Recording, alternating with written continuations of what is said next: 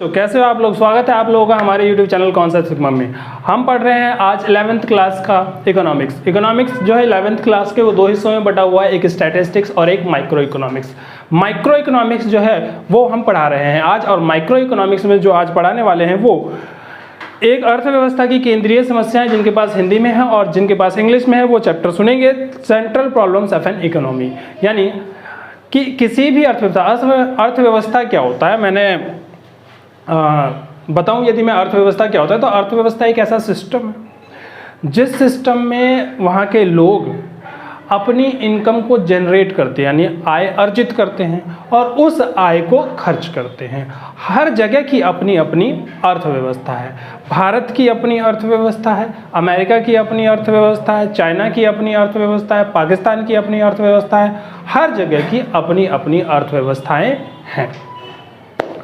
तो अर्थव्यवस्था भी तीन प्रकार की होती है। पहली जो अर्थव्यवस्था होती है उसे केंद्रीय योजनाबद्ध अर्थव्यवस्था कहते हैं, सेंट्रली प्लान्ड इकोनॉमी। और दूसरी जो होती है वो होता है कैपिटलिस्ट इकोनॉमी, पूंजीवादी अर्थव्यवस्था, या फिर मार्केट इकोनॉमी भी उसे कह सकते हैं, बाजार अर्थव्यवस्था। और तीसरी जो होती है इन दोनों को मिला के यानी मिक्स्ड इकोनॉमी होती है। ठीक है, मिक्स्ड इकोनॉमी, कैपिटलिस्ट इकोनॉमी जिसे बाजार अर्थव्यवस्था कहेंगे या मार्केट इकोनॉमी कहेंगे, और पहला वाला था सेंट्रली प्लान्ड यानी केंद्रीय योजनाबद्ध अर्थव्यवस्था, जिसे सोशलिस्ट इकोनॉमी भी कहा जाता है। तो सोशलिस्ट इकोनॉमी में ज़्यादातर रिसोर्सेज जो होते हैं वो सरकार के हाथों में होते हैं। अधिकतर रिसोर्सेज जो हैं उनका मालिक कौन होता है? सरकार। अधिकतर फैसले जो है वो लेने का अधिकार किसके पास होता है? सरकार के पास। ठीक है, सरकार ही तय करता है कि किसकी इनकम कितनी होनी चाहिए, किस चीज़ के प्राइस कितने होने चाहिए, कौन सी चीज़ का प्रोडक्शन होगा और कौन सी चीज़ का प्रोडक्शन नहीं होगा। ये सरकार ही तय करता है सेंट्रली प्लान्ड इकोनॉमी के अंदर। जबकि जो हमारा दूसरा है मार्केट इकोनॉमी, बाजार इकोनॉमी, बाजार अर्थव्यवस्था, उसके अंदर निजी हाथों में सारे संपत्तियां होती है। यानी वहाँ पे जो प्रॉपर्टीज़ हैं या रिसोर्सेज हैं, उन रिसोर्सेज के मालिक जो होते हैं वो होते हैं प्राइवेट लोग, आम जनता कोई भी हो सकता है, कोई रिसोर्स हो सकता, कोई जनरली पब्लिक हो सकता है, या फिर कोई कंपनी हो सकती है, कोई फर्म हो सकती है, वो रिसोर्सेज के मालिक होते हैं मार्केट इकोनॉमी के अंदर। मिक्स्ड इकोनॉमी जो है इन दोनों का मिला जुला, यानी कुछ चीज़ों पे अधिकार सरकार का होता है और कुछ चीज़ों पे अधिकार जो होता है वो बाजार का होता है। ठीक है, तो आज जो हम पढ़ने वाले हैं वो पढ़ने वाले हैं कि इन अर्थव्यवस्थाओं की सेंट्रल प्रॉब्लम्स क्या क्या है। ठीक है, सेंट्रल प्रॉब्लम का मतलब क्या? मतलब परेशानी, समस्या किसे कहेंगे? तो यहाँ हम अपनी पर्सनल समस्याओं की बात नहीं कर रहे हैं, है ना। यहाँ मुझे कुछ समस्या हो सकती है, आपको कुछ पर्सनल समस्या हो सकती है, इसको कुछ पर्सनल समस्या हो सकती है ना। जैसे तेरी समस्या कि भाई तुझे किताब नहीं मिल रहा है, अब मार्केट में महंगा मिल रहा है, तो चाहता है कि मैं सस्ता खरीदूँ सेकेंड हैंड। तेरी समस्या, इस समस्या को तुझे सॉल्व करना है। ऐसी अर्थव्यवस्था की भी अपनी समस्या है। अब अर्थव्यवस्था की जो समस्या हो उसे कहते हैं हम आर्थिक समस्या, इकोनॉमिक प्रॉब्लम। सो क्यों रहा है? नहीं सो नहीं रहा है। हाँ, तो आर्थिक समस्या यानी इकोनॉमिक प्रॉब्लम कहा जाता है अर्थव्यवस्था की समस्या को। तो अर्थव्यवस्था की जो समस्या है इकोनॉमिक प्रॉब्लम, उसी को हम चयन की समस्या यानी प्रॉब्लम ऑफ चॉइस भी कहते हैं। ठीक है, अब ये प्रॉब्लम ऑफ चॉइस अराइज क्यों होता है? क्यों हमें चीज़ें चुननी पड़ती है? क्योंकि हमारे पास जो रिसोर्सेज हैं, रिसोर्सेज जिन्हें हिंदी में क्या कहते हैं? संसाधन। ये संसाधन जो है ये दुर्लभ है। संसाधन दुर्लभ है। दुर्लभ किसे कहते हैं? दुर्लभता ऐसी स्थिति होती है जब आपकी आवश्यकताओं की तुलना में रिसोर्सेज कम होते हैं, तो ऐसी स्थिति को हम दुर्लभता कहते हैं कि हमारे पास रिसोर्सेज उतने नहीं हैं जितने हमारी आवश्यकता है। ठीक है, तो ये स्थिति क्या है? दुर्लभता। तो आर्थिक समस्या पैदा होने का पहला कारण है संसाधनों का दुर्लभ होना, संसाधनों का दुर्लभ होना। और इसका दूसरा कारण है इसके वैकल्पिक प्रयोग होना। ठीक है, कि इसके डिफरेंट यूजेस हैं। अब यदि हम इंग्लिश में बात करें तो economic problem is also called problem of choice, यानी इसी को हम कहते हैं चयन की समस्या। और इसके पैदा होने का क्या कारण है? इसके पैदा होने का पहला कारण है स्कैर्सिटी, ठीक, हिंदी में दुर्लभता कहते हैं, और दूसरा कारण है डिफरेंट यूजेस, अलग अलग यूज रिसोर्सेज के।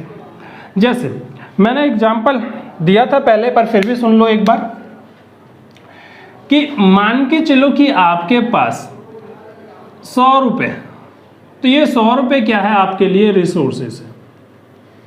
100 रुपये क्या है? रिसोर्सेज है। अब इस 100 रुपये जो है ये लिमिटेड है, ये 100 रुपये लिमिटेड है, सीमित है। तो सीमित होने की वजह से ये क्या है? दुर्लभ। यदि सीमित नहीं होता तो दुर्लभ नहीं होता। तो ये रिसोर्सेज जो है वो सीमित है, इसी वजह से ये दुर्लभ है। अब ये जो 100 रुपये हैं इसके डिफरेंट यूज हो सकते हैं आपके अनुसार, ठीक है।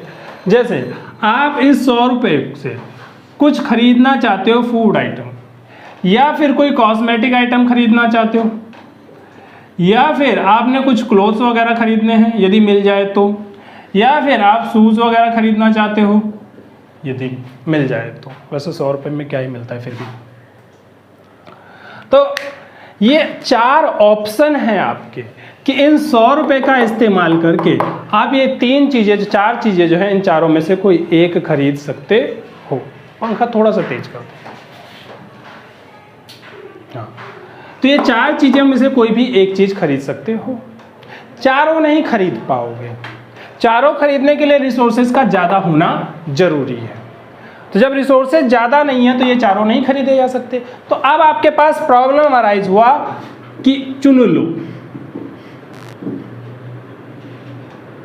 Problem of choice. अब चुनने की समस्या पैदा हुई कि भाई हमें इनमें से किसी एक को चुनना है। किसे चुने? फूड को चुने, कॉस्मेटिक को चुने, क्लोथ्स को चुने, कौन सी चीज को चुने? तो फूड आइटम खरीद सकते हो, कॉस्मेटिक खरीद सकते हो, क्लोथ्स खरीद सकते हो और शूज खरीद सकते हो, और इसी को कहा जाएगा प्रॉब्लम ऑफ चॉइस। अब आपके पास दिमाग में समस्या है ना कि भाई कौन सा चुने, तो इसी प्रॉब्लम ऑफ चॉइस को हम कहते हैं इकोनॉमिक प्रॉब्लम, ठीक है। अब हमें जो है यही इकोनॉमिक प्रॉब्लम जो है वो डिटेल में पढ़नी है कि कौन कौन सी इकोनॉमिक प्रॉब्लम होती है। हाँ जी, तो हम जो पढ़ रहे हैं वो आर्थिक समस्या यानी प्रॉब्लम ऑफ चॉइस। तो आर्थिक समस्या के कारण क्या क्या है? आर्थिक समस्या के कारण क्या क्या है? कौन से ऐसे कारण हैं जिनकी वजह से आर्थिक समस्या उत्पन्न होती है? तो पहला कि इंसान जो है उसकी वांट्स, इच्छाएं जो है वो ख़त्म ही नहीं हो सकती।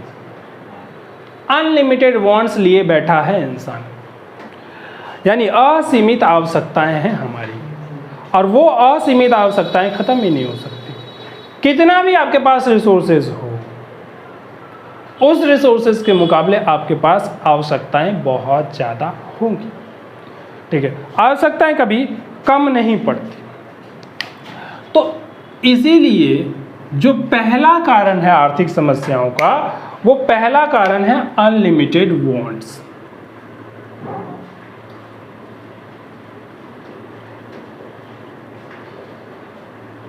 यानी असीमित आवश्यकताएं।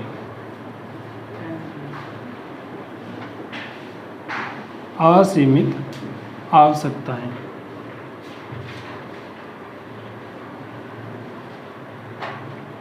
पानी लग गया क्या? ब्लैक वाला मार्क कर दो।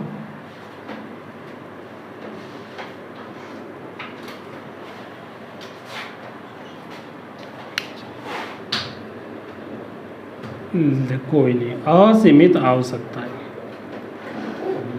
तो ह्यूमन वांट्स जो होती है वो असीमित होती है, कभी ख़त्म ही नहीं होती। जितनी भी इच्छा हो वो कम ही रहती है, जितनी पूर्ति की जाए वो सारी इच्छाएं जो होती हैं वो पूरी की जाती है। तो मनुष्य की प्रकृति है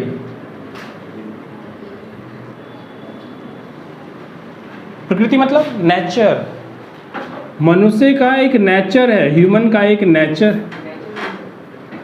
कि मानव आवश्यकताएं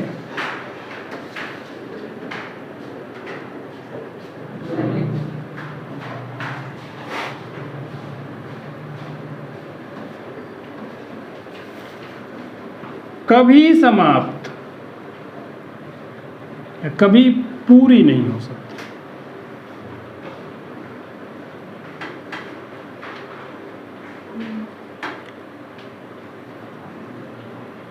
एक आवश्यकता पूरी होने पर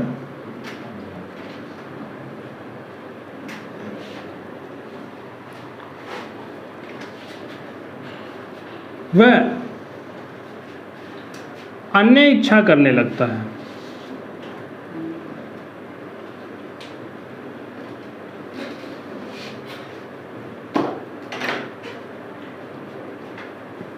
जब एक आवश्यकता पूरी हो जाती है तो इंसान की फितरत है कि वो दूसरी इच्छा करने लगेगा।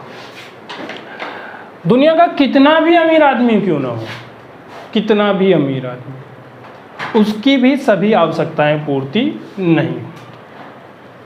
तो कौन है दुनिया का सबसे अमीर आदमी? एलन मस्क, हाँ, टेस्ला कंपनी का मालिक। तो एलन मस्क जो है दुनिया का सबसे अमीर आदमी है, पर फिर भी उसकी आवश्यकताएं पूरी नहीं हुई। यदि उसकी सभी आवश्यकताएं पूरी हो चुकी होती तो फिर वो और प्रॉफिट क्यों जनरेट कर रहा होता, नए नए चीज़ें और क्यों निकाल रहा होता? तो ये इंसान की फितरत है कि उसकी जो है आवश्यकता कभी भी ख़त्म नहीं होगी, ये उसका नेचर है, प्रकृति है। यदि इसी बात को इंग्लिश में लिखें तो इंग्लिश में मैं लिखवा दूंगा, अभी हिंदी में रहने दो।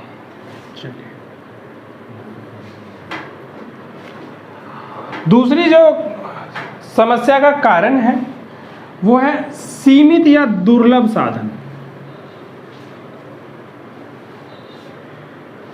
अथवा दुर्लभ साधन।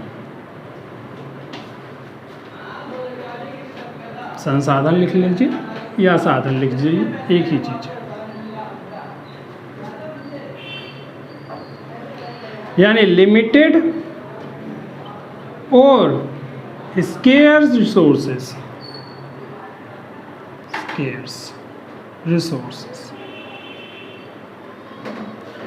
या तो लिमिटेड है या स्केर्स है रिसोर्सेस, एक ही चीज है, दोनों वर्ड का मतलब। तो संसाधन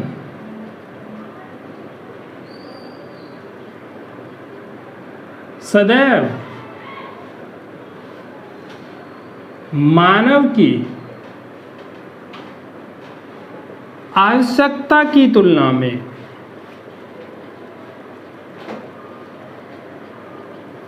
कम ही होते हैं।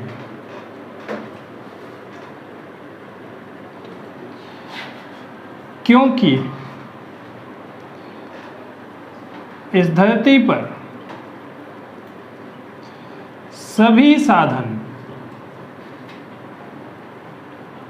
सीमित है अथवा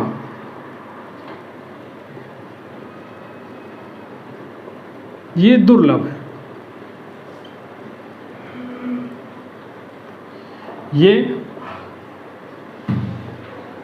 मानव की सभी आवश्यकताओं को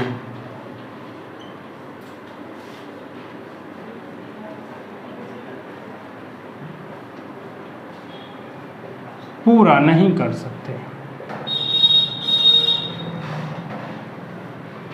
तो क्या लिखा है मैंने कि दूसरा कारण है आर्थिक समस्या का। पहला कारण तो अनलिमिटेड वांट्स, दूसरा कारण है कि लिमिटेड या फिर स्केर्स रिसोर्सेज हैं। साधन जो है हमारे पास सीमित है, तो आपको चाहिए बहुत सारा पर रिसोर्सेज हैं कम, चाहिए बहुत सारा और रिसोर्सेज हमारे पास कम। तो हमेशा ऐसा एक दिन का नहीं है, 2 दिन का नहीं है, हमेशा ही रिसोर्सेज जो होंगे वो आवश्यकताओं की तुलना में कम। तो सदैव रहते हैं ये कम। संसाधन सदैव मानव की आवश्यकता की तुलना में कम ही होते हैं, क्योंकि इस धरती पर सभी साधन सीमित हैं। जितने भी संसाधन हैं वो सारे संसाधन सीमित हैं अथवा ये दुर्लभ है। ठीक है, नहीं है, वो कह रही नहीं है। ये मानव की सभी आवश्यकताओं को पूरा नहीं कर सकते। चलिए, तीसरी जो समस्या का कारण है, मतलब इसी समस्या का जो तीसरा कारण है वो है ऑल्टरनेटिव यूज।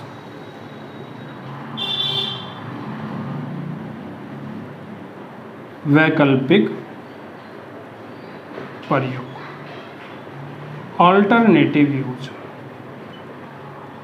जिसे डिफरेंट यूज भी हम कह सकते हैं। तो देखिए, संसाधन जो है वो हमारे पास कम है, आवश्यकताएं हमारी ज़्यादा है। ये भी ले लें, ये भी ले लें, ये भी ले लें, ये भी ले लें, सारे ले लें, पर सारे लेने के लिए आपके पास रिसोर्स नहीं है, तो फिर आपको चुनना पड़ता है। तो आर्थिक समस्या उत्पन्न होती है, प्रॉब्लम ऑफ चॉइस, यानी चयन की समस्या। चयन की समस्या को ही हम आर्थिक समस्या कहते हैं, और ये आर्थिक समस्या ही हमें सॉल्व करना है। तो संसाधनों के वैकल्पिक प्रयोग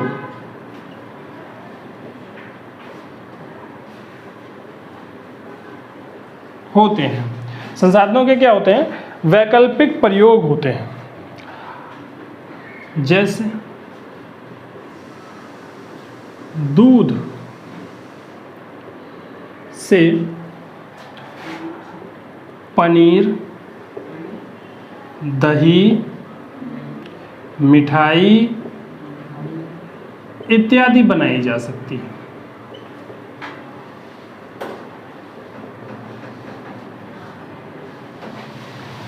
परंतु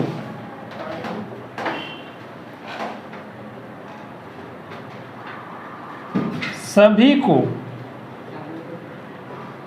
पूर्ण मात्रा में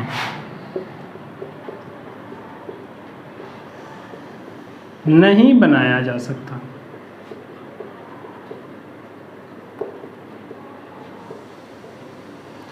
तो देखो, दूध के हमारे पास वैकल्पिक प्रयोग है कि दही बना लो, पनीर बना लो, मिठाई बना लो, या कुछ भी बना लो, पर सारी चीज़ें पूरा तो नहीं बना पाओगे।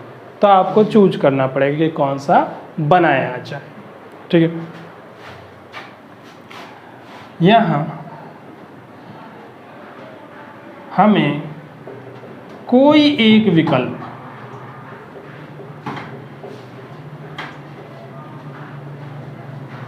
चुनना पड़ता है।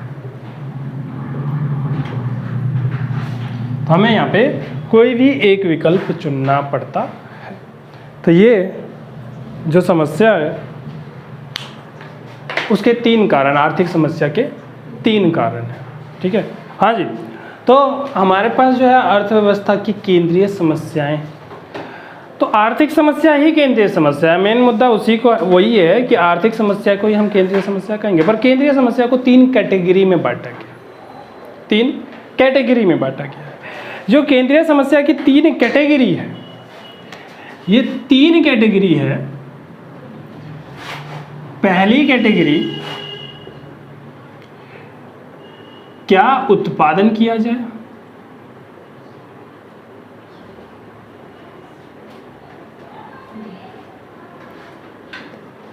दूसरी कैटेगरी, कैसे उत्पादन किया जाए।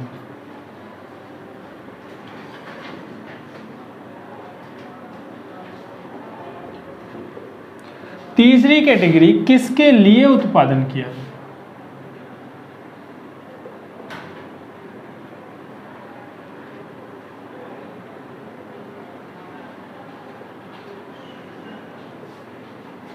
इंग्लिश में यदि हम इसे लिखें तो व्हाट टू प्रोड्यूस, दूसरा है हाउ टू प्रोड्यूस, और तीसरा है whom टू प्रोड्यूस।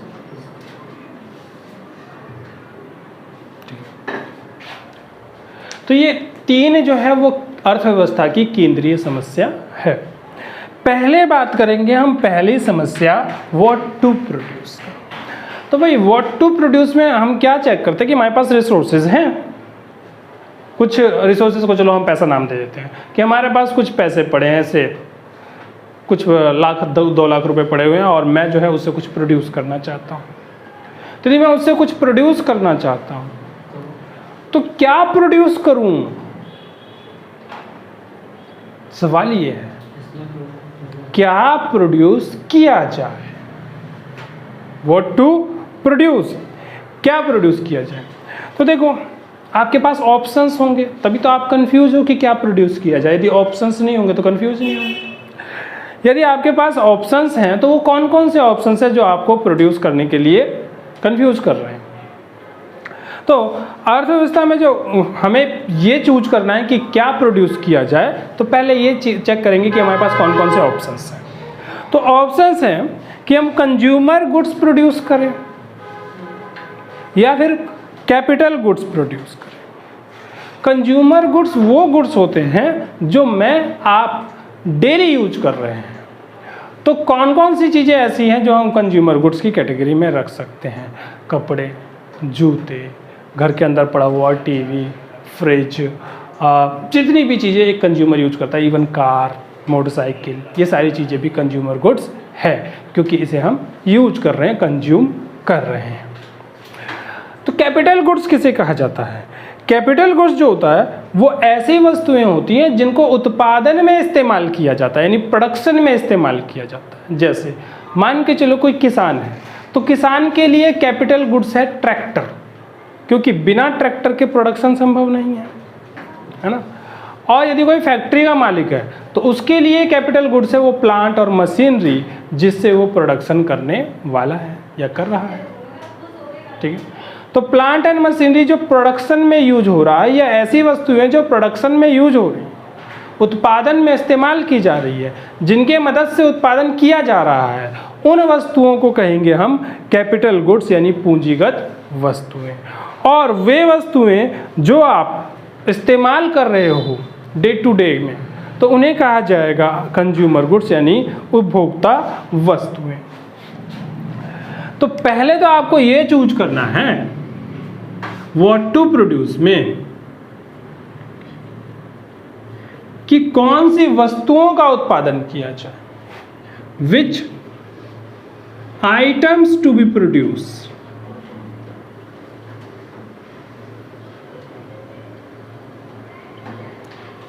किन वस्तुओं का उत्पादन किया जाए।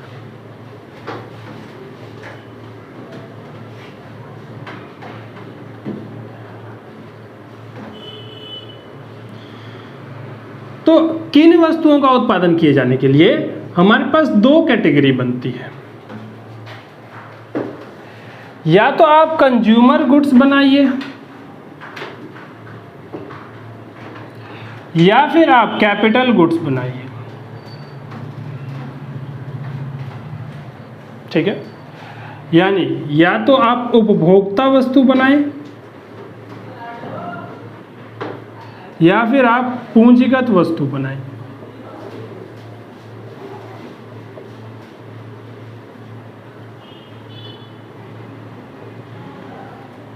ठीक है, दूसरा तरीका क्या है कि सरकार के पास एक और ऑप्शन है, या तो वार टाइम गुड्स बनाए यानी युद्धकालीन वस्तुएं, या फिर वो पीस टाइम गुड्स बनाए यानी शांतिकालीन वस्तुएं। तो वार टाइम गुड्स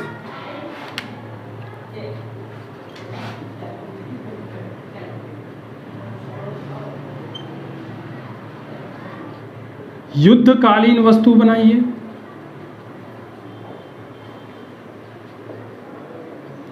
या फिर पीस टाइम गुड्स शांतिकालीन वस्तु बनाइए।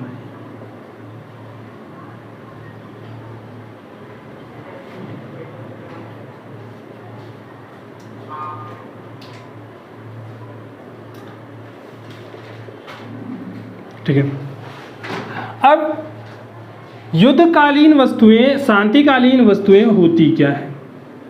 देखो, युद्धकालीन वस्तुएं वो होती हैं जो युद्ध के समय इस्तेमाल किया जाता है। तो युद्ध के समय कौन कौन सी चीज़ें इस्तेमाल की जाएगी? Tank, guns, missiles, etcetera. ये युद्ध के समय इस्तेमाल की जाने वाली वस्तुएं हैं। शांति काल में आप क्या बनाओगे? ब्रेड, बटर, यानी डे टू डे वाली चीज़ जो आप डेली कंज्यूम कर सकते हो, शांति काल में आप यही बनाओगे, ब्रेड, बटर, कपड़ा, रोटी, मकान, ये सब चीज़ें। कंज्यूमर गुड्स किसे कहते हैं? ऐसी वस्तुएं जिनको कंज्यूमर इस्तेमाल करता है डे टू डे एक्टिविटीज़ में। तो कौन कौन सी ऐसी वस्तुएं हैं जिनको कंज्यूमर इस्तेमाल करता है डे टू डे? कुछ भी ले लो, चावल, गेहूँ, कपड़े, कोई भी और सामान, एटसेट्रा मैंने लिख दिया। कैपिटल गुड्स कौन सी वस्तुएं होती हैं जो इस्तेमाल की जाती है प्रोडक्शन के अंदर? तो कैपिटल गुड्स के अंदर क्या क्या चीज़ आनी चाहिए? Machinery, tractor, etcetera. ऐसी वस्तुएं जो है वो कैपिटल गुड्स के अंदर आनी चाहिए जो उत्पादन प्रक्रिया में इस्तेमाल होती है, जिनके बिना उत्पादन संभव नहीं है। तो ऐसी वस्तुओं को हम कैपिटल गुड्स कहेंगे, और कंज्यूमर गुड्स कहा जाएगा उन वस्तुओं को जो डे टू डे आप इस्तेमाल करते हैं, कंज्यूम करते हैं। ठीक है।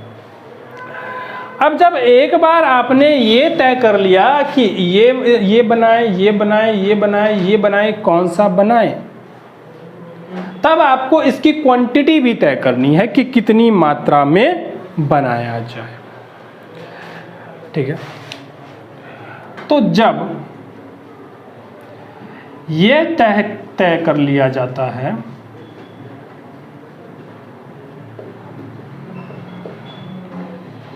कि किन वस्तुओं का इस्तेमाल करना है, किन वस्तुओं का उत्पादन करना है,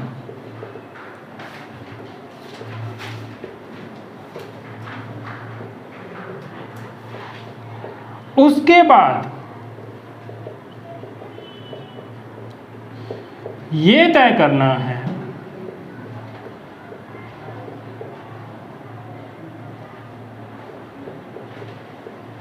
कि कितनी मात्रा में उत्पादन किया जाए।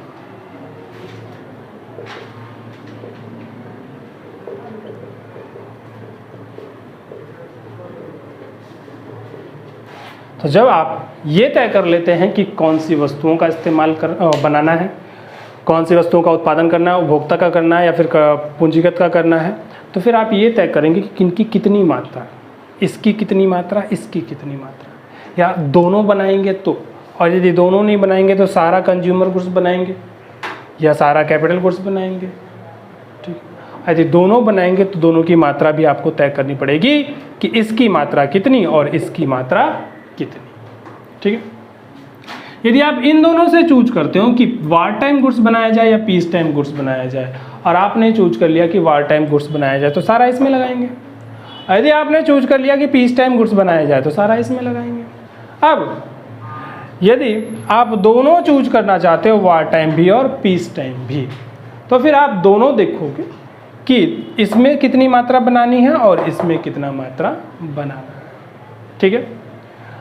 तो ये पहला समस्या जो है, क्या उत्पादन किया जाए, वो समस्या का मैंने डिटेल दिया है कि किन वस्तुओं का उत्पादन किया जाए। तो किन वस्तुओं का उत्पादन करने के लिए दो कैटेगरी बनाई गई है, कंज्यूमर गुड्स बनाओ या फिर कैपिटल गुड्स बनाओ, या दूसरे तरीके से बांटा जाए तो वार टाइम गुड्स बनाओ या फिर पीस टाइम गुड्स बनाओ। आपको ये चूज करना है, कंज्यूमर बनाए, कैपिटल बनाए, वार टाइम बनाए, पीस टाइम बनाए, क्या बनाए। वार टाइम गुड्स किसे कहते हैं? जो युद्ध के समय इस्तेमाल किया जाता है, ऐसी वस्तुओं को वार टाइम गुड्स कहा जाता है, टैंक, गन, मिसाइल, एक्सेट्रा। और पीस टाइम गुड्स किसे कहते हैं? शांतिकालीन वस्तुएं, जो शांति वाली स्थिति में बनाया जाता है, जब देश में कोई लड़ाई नहीं चल रही है, तो उसे ब्रेड, बटर, एक्सेट्रा, नॉर्मल चीज़ें जो होती हैं, रोटी, कपड़ा, मकान, है ना। कंज्यूमर गुड्स में क्या क्या आते हैं? चावल, गेहूं, कपड़े, एक्सेट्रा, जो हम डे टू डे यूज करते हैं, कंज्यूमर गुड्स है। कैपिटल गुड्स में कौन सी चीज़ें आती हैं? कैपिटल गुड्स में वो चीज़ें आती हैं जो हम डे टू डे इस्तेमाल नहीं करते, बल्कि इसका इस्तेमाल होता है किसी चीज़ को प्रोड्यूस करने के लिए। ठीक है। संपत्ति के तौर पे किसी चीज़ को प्रोड्यूस करने के लिए इसका इस्तेमाल होता है। जैसे खेतों में अनाज उत्पादन करने के लिए आपको ट्रैक्टर की आवश्यकता है, जैसे फैक्ट्रियों में वस्तुएं उत्पादन करने के लिए आपको मशीनरीज की आवश्यकता है। तो ये चीज़ें जो है वो कैपिटल गुड्स कहलाएंगी। जब आपने एक बार तय कर लिया कि मुझे कंज्यूमर बनाना है, कैपिटल बनाना है, वॉर टाइम बनाना है, पीस टाइम बनाना है, तब आप ये तय करोगे कि किन वस्तुओं का उत्पादन कर लिया, तो आप ये तय करेंगे कि कितनी मात्रा में उत्पादन किया जाए, क्वांटिटी किसकी कितनी रखनी है, इसकी कितनी क्वांटिटी रखनी है, इसकी कितनी क्वांटिटी रखनी है, इसकी कितनी क्वांटिटी रखनी है, इसकी कितनी क्वांटिटी रखनी है। जैसे मान के चलो कि हम अभी युद्ध नहीं चल रहा है ना, तो हमारे देश में भी युद्ध नहीं चल रहा है, कहीं पे भी हमारा किसी और देश से युद्ध नहीं चल रहा है। जैसे यूक्रेन और रसिया का लड़ाई चल रहा है ना, 1 साल से ज़्यादा हो गया मेरे हिसाब से उसको, तो 1 साल से ज़्यादा हो गया यूक्रेन और रसिया को लड़ाई करते हुए। तो यूक्रेन वाले जो प्रोडक्शन कर रहे होंगे वो ज़्यादातर कौन सा प्रोडक्शन कर, वॉर टाइम गुड्स कर रहे होंगे, या रसिया वाले जो प्रोडक्शन कर रहे होंगे ज़्यादातर वॉर टाइम गुड्स कर रहे होंगे, ठीक है। बट ऐसा तो है नहीं कि उन्होंने ब्रेड बटर बनाना छोड़ दिया होगा, भाई रोटी कपड़ा मकान भी तो बना ही रहे होंगे, है ना। युद्ध हो रहा है तो इसका मतलब जिंदा रहना थोड़ी छोड़ दिया, खाना पीना थोड़ी छोड़ दिया, कपड़े पहनना थोड़ी छोड़ दिया, ठीक है। तो सिर्फ टैंक मिसाइल गन नहीं बनाएंगे, वो साथ में पीस टाइम गुड्स भी बना रहे होंगे, ब्रेड बटर एक्सेट्रा ये सब चीज़ें भी बना रहे होंगे। तो इसका मतलब आपको तय करना है कि इसकी क्वांटिटी कितनी होनी चाहिए और इसकी क्वांटिटी कितनी होनी चाहिए, ठीक है। इसी प्रकार से कंज्यूमर गुड्स का मतलब सारे कंज्यूमर गुड्स ही थोड़ी बनाने हैं, कैपिटल गुड्स भी बनाने हैं। यदि मशीनरी नहीं बनाओगे तो प्रोडक्शन कैसे होगा, है ना। तो इसलिए इसमें भी तय करना है कि कितनी मात्रा होनी चाहिए इसकी और कितनी मात्रा होनी चाहिए इसकी, ठीक है। अब दूसरी स्थिति जो है, दूसरी समस्या जो है वो हाउ टू प्रोड्यूस। यह समस्या तकनीक के चयन से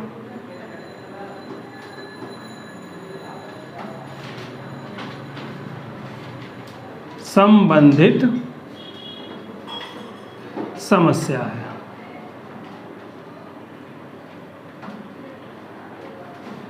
इंग्लिश में कहा जाए तो this problem is related to choice of technology. कौन सी टेक्नोलॉजी लगानी है आपको प्रोडक्शन करने के लिए। तो आपने लिखा ना कैसे उत्पादन किया जाए, तो यदि आपने चूज कर लिया कि किन वस्तुओं का उत्पादन किया जाए, तो आप ये चूज करिए ना कि कैसे उत्पादन किया जाए। तो कैसे उत्पादन किया जाए, चलो फॉर एग्जांपल मैं आपको एग्जांपल देता हूँ कि मुझे एक कॉपी बनाने की फैक्ट्री खोलनी है ना। ये रही कॉपी, गिर भी गई कॉपी, कॉपी नहीं है भाई, ये मेंटल मैथ है। हाँ, तो ये कॉपी है, ये कॉपी जो है मुझे बनानी है। तो ये कॉपी बनाने के लिए मुझे किस तरीके से बनाऊं मैं इस कॉपी को। पहला तरीका ये है कि बड़ी बड़ी मशीनें लेके आऊं। बड़ी बड़ी मशीनों में ऑटोमेटिक कंप्यूटर से सारा चीज़ फीड होता है, डिज़ाइन फीड हो जाता है, कटिंग कितना होगा ये फीड हो जाएगा, फिर अपने आप ही वो रोलर पे चलता है। आपने देखा आपने डिस्कवरी चैनल है या फिर हिस्ट्री मेड, उस पर हिस्ट्री में how do they do it, एक तो ये आता है how do they do it, और फैक्ट्री मेड कि किस प्रकार से फैक्ट्रियों के अंदर चीज़ें बनती हैं। तो ये उसके अंदर दिखाते हैं कि बड़ी बड़ी मशीनें होती हैं और बड़ी बड़ी मशीनों के अंदर यहाँ पे चीज़ें रखते हैं। वो मशीन जो है खुद ही सब काम करता रहता है, पंचिंग कर देता है, पैकिंग कर देता है, आगे बढ़ता है, रोलर पे आगे बढ़ता है, फिर वो पैक हो जाता है, फिर वो डब्बे में गिर जाता है। मतलब सारी चीज़ें अपने आप हो रही है, ठीक। तो उन्होंने क्या किया कि इंसानों को कम लगा के मशीन पे सारा खर्चा कर लिया, मशीन लगा लिया इलेक्ट्रॉनिक वाले, वो सारी चीज़ें जो है अपने आप हो रही है, ठीक है। दूसरा तरीका क्या है, दूसरा तरीका क्या है कि इन्हीं काम करने के लिए आपको क्या करना चाहिए, लोगों को लगा लेना चाहिए, ठीक है। 1000 लोग लगा लो, 500 लोग लगा लो, वो लोग जो है जो काम मशीन कर रही है वो लोग हाथ से करेंगे, ठीक है। तो ऑप्शन 2 है मेरे पास, या तो लोगों को लगा लिया जाए या फिर मशीनों को लगा लिया जाए, ठीक है। मशीनों को यदि आप लगाते हो तो उसे कहते हैं कैपिटल इंटेंसिव टेक्निक, यानी पूंजी प्रधान तकनीक।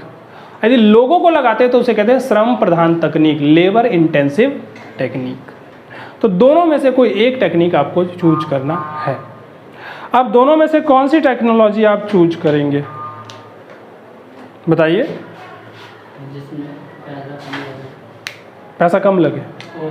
लेबर इंटेंसिव लगाऊं मतलब लोगों को लगाऊं काम पे, मशीन ना लगाऊं, या फिर मशीन लगाऊं लोगों को ना लगाऊं? मशीन लगा लें, लोगों को ना लगाएं। ठीक है, तो मशीन लगा लीजिए, लोगों को मत लगाइए, ऐसा एक ऑप्शन है आपके पास। या फिर लोगों को लगाइए, मशीन नहीं लगाइए, ये ऑप्शन है आपके पास। तो इसके दो चॉइसेस निकलते हैं। पहला labour intensive technique, labour intensive technique यानी श्रम प्रधान तकनीक। दूसरा कैपिटल इंटेंसिव टेक्निक,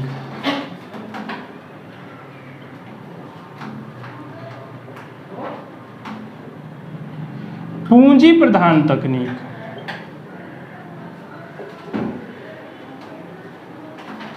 दो तकनीक है हमारे पास, दोनों में से कोई भी तकनीक आप लगा सकते हैं। या तो लेबर इंटेंसिव लगा लीजिए या फिर कैपिटल इंटेंसिव लगा लीजिए। पर एक बात बताओ मुझे कि यदि मैं लेबर इंटेंसिव लगाता हूँ तो यानी ज़्यादा से ज़्यादा लोग लगा लूँ तो प्रोडक्शन तेज़ी से होगा या धीरे धीरे होगा? धीरे धीरे होगा। सो क्यों रही है तो आज जाग रही है? हाँ, तो जवाब देना होता है। तो यदि मैं लेबर इंटेंसिव टेक्निक लगाऊं तो प्रोडक्शन तेजी से होगा या स्लो होगा? स्लो होगा। बट लोगों को तो नौकरी मिलेगी ना, एम्प्लॉयमेंट बढ़ेगा। यदि मैं कैपिटल इंटेंसिव टेक्निक लगाऊं, टाइम बचेगा, प्रोडक्शन तेजी से होगा, पैसे बचेंगे, बट एम्प्लॉयमेंट घट जाएगी। तो यही तो समस्या है, कौन सा चुने, ये चुने या ये चुने। तो मैं यहाँ लिख देता हूँ कि यदि इस तकनीक में उत्पादन धीमे होगा परंतु रोजगार बढ़ेगा, इस तकनीक में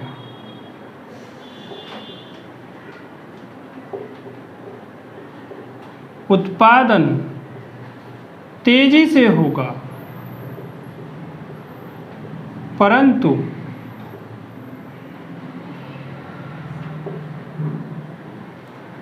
रोजगार